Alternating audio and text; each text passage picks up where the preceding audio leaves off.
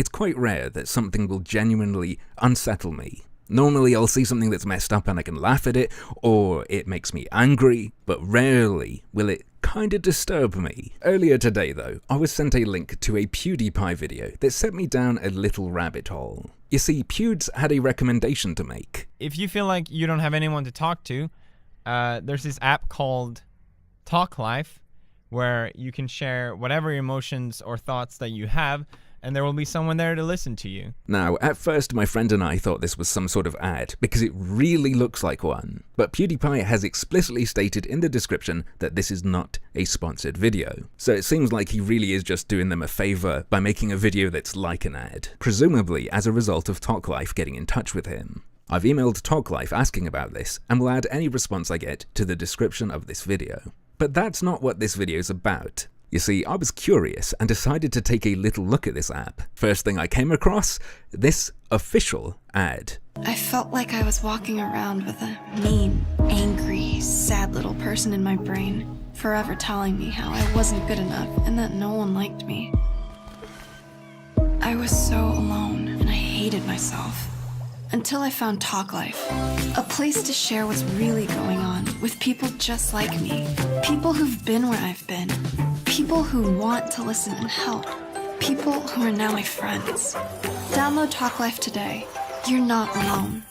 Sitting in a hot bath with a razor blade to your arm? There's an app for that. This immediately came across to me as kind of sick. Don't seek professional help, kids. Come shitpost. So my first thought was, why is a specialized app needed? You can be pseudonymous on Twitter and use a hashtag for mental health issues, for example. You could use an anonymous image board. You could use any number of sites to open up like this. So I looked a bit closer and it turns out there is a reason. They are working with Microsoft Research, MIT, and Harvard on research and self-harm interventions. This is also confirmed on their website, but I didn't catch a screen cap before it went down under the weight of all the people PewDiePie sent to them. So you'll have to take a look yourself after their website is back up again. Now that might sound nice, so they've created this app to draw in people who have mental health issues so that they can research ways to stop people from hurting themselves.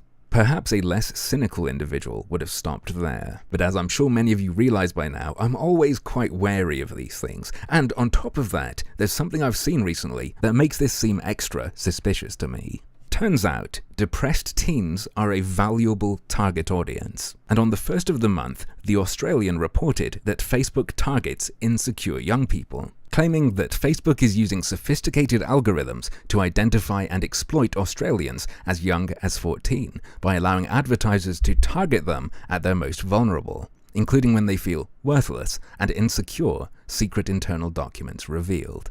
To my eyes, this app, Talk Life, seems like a farm for that kind of valuable data. So could they be doing the same thing as Facebook? Let's take a look at their privacy policy. Information collection and usage.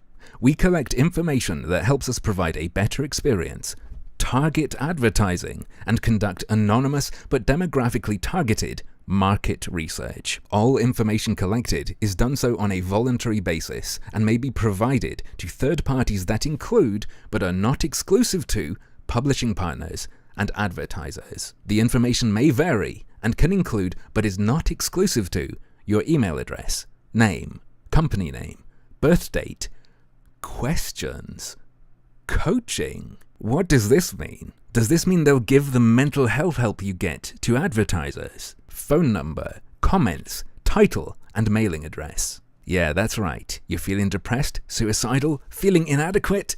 Come tell Talk Life all about it. Spill every little detail, please. We want to make sure you feel comfortable doing it. Oh, and by the way, if this app does save your life, keep this in mind. Fees. While the use of our tools is currently free of charge for personal use, you acknowledge that we may, in our sole discretion, decide to charge for such access and services in the future. In addition, Talk Life offers inexperienced purchasing which may be done at your discretion. What? So mental illness microtransactions? Sorry there, old chap, you've run out of suicide prevention tokens. And then a Google Maps thing pops up showing you where the nearest bridge is. How did they pitch this to their investors? What did they say? Hey, it's time to nickel and dime people who are out of their minds. Let's monetize mental illness. Kinda creepy, nasty, weird, exploitative so far, right?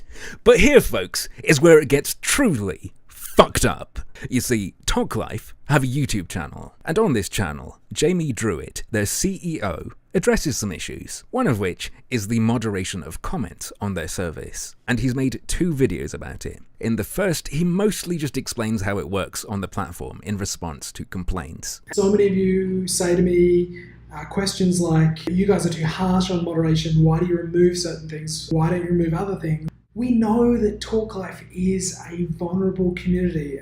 We are trying to build a community that accepts and allows everyone to share openly and honestly, but we have levels of security built in there to make sure that people are not getting trolled or abused. Talk Life has multiple layers of moderation built in, and I'm sure most of you already know this. We have an AI level, we have a huge community of volunteer moderators, and you guys are amazing. And then we have paid administrators on top of that. Sounds like my nightmare, but at least he explains, look, this is an app for vulnerable people, so that's why we moderate it, blah, blah, blah, blah. However, apparently the complaints must have kept coming, because he made another video on this topic. And things start to get a bit, well, even more culty. I know how you might think that that's censorship, and you might think that that's not appropriate, but it's not.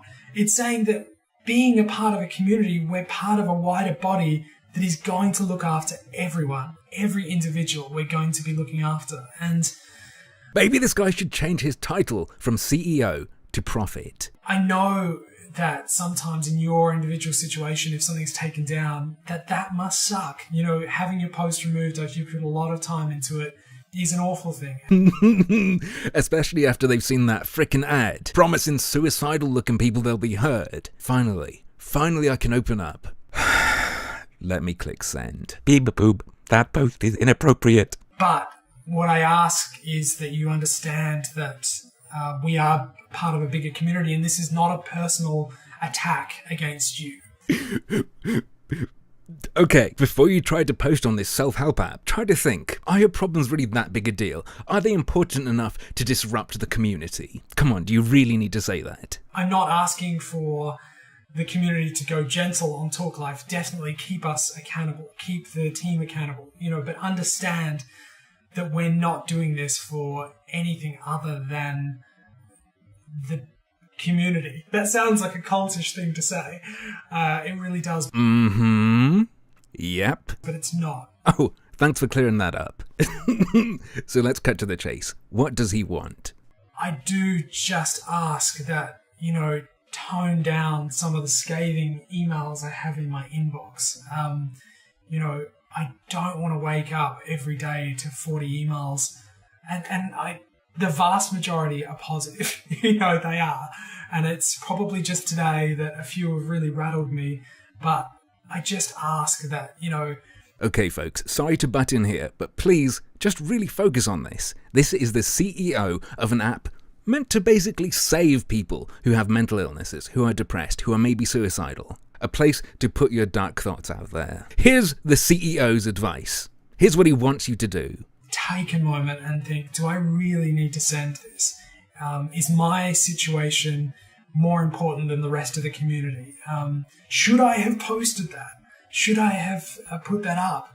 I'd like to suggest a rebrand, ladies and gents. Forget Talk Life. How about Take Your Life? Instead of bothering me, do you know how many emails I get every day? Yeah, you're trying to stop people from encouraging anorexia. You're trying to stop people from sending abuse or posting dick pics at people who don't want them. But you're gonna catch other people in it as well, because you're using AI, aren't you? Your volunteers will make mistakes. There will be people who have problems and post horrible things because they have problems at the same time as wanting help. You don't get to advertise yourself as a safe haven for the sick and then tell people to shush when it's too hard. Even if you were squeaky clean and perfect, I'd find this kind of messed up and exploitative. But as it turns out, the reality of the situation is even more vile to my eyes.